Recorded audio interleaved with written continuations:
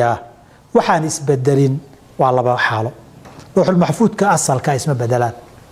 waxa labaadoon isbedelin aajaashu waqtigeedii haday timaado ولذلك النصوص القرآن كي أجل كلمات دقاله وحيلا ذا دمانتد إن أجل الله إذا جاء لا يؤخر هدو يمادو عند حضور الأجل لما تبلغه لكن قبل حضوره انتو صن إيمانين أسباب لقد تبلغه كراجرت تصاب مسألة مركب حال لقد جمعنا يا نصوصته نعم ويسكب بدلي كرا لكن إذا لفت هذه إسبدل الكاس بالله المحفوظ كو قرن waxaa loo qorayaa malaga loo dhiibayaa haduu qaraabada xiriiriyo waqtiga waa loo dibdhigayaa sanadkan kuma jiro ama waqtiga nafta ka qaad haduu qaraabada xiriirin waayana bisha soo socota way ajishiis haduu xiriiriyana sanadka dambe uu dibdhacaya ama intaas oo bilood buu dibdhacaya qadar ay noqotaba marka soo warqadiisu fiirsanaya haduu xiriiriyana tadambu sugaya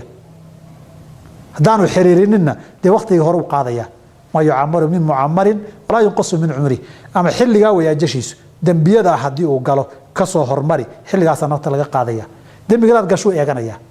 ajashu hadii aad dambigi gasho oo ay timaado la dibdhigi maayo marka ayadoo sababaysan midda ay ku dambeyn doonto ruuxul maxfuudka kaliya ku qoranta warqada malagana kuma qorna tan umriga ana maaha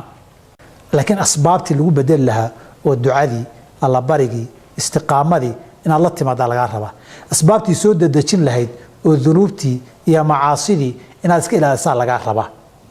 sidaas isugu iman inta gunaanadkeeda aan masaadirta ku celiyo masaladan oo faahfaahsan aad ka helayso fathul bayaan sadiq xasan khan tafsiirka quraanka baad ugu tagaysaa inda qawlihi ta'ala fi surati al-an'am thumma qadaa ajalan wa ajalun musamman inda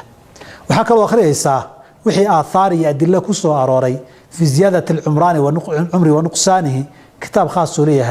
الإمام الشوكاني رحمه الله تعالى مسألة كقري وإذن كل ديري لكن حاسس له ويكافر سن ويدي أنت أصلا كسوق جبين